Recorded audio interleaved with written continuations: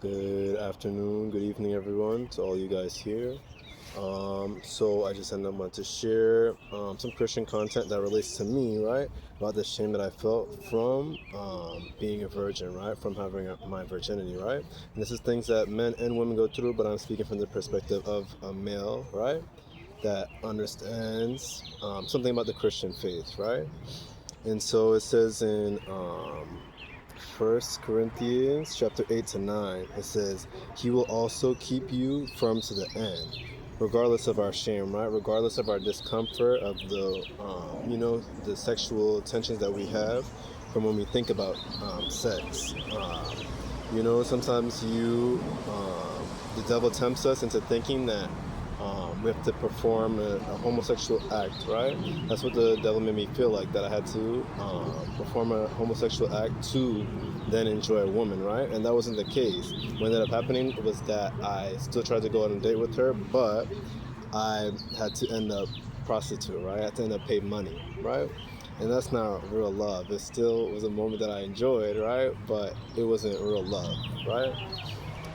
So I continue the two verses. He will also keep you firm to the end. He keeps us strong until the end, so that you will be blameless on the day of our Lord Jesus Christ. Right? So Jesus Christ allows us to forgive ourselves through Him, right? Allows us to let go of blame, let go of shame, right? God is faithful, who has called you into fellowship with His Son, Jesus Christ our Lord. So we're allowed to fellowship with other people, with family members, with friends, to then understand and just exchange the different emotions and the different walks of life and the different ways that we live, right? That we coexist. In the book, later on in this chapter, in verse 17, it says, For Christ did not send me to baptize, but to preach the gospel, not with wisdom and eloquence, lest the cross of Christ be emptied of its power, right? And that there to me means that we're still allowed to share our experiences, share Christianity in our own ways, even though we know that we don't have all the wisdom, right? And we don't have all the eloquence to share the power of Christ.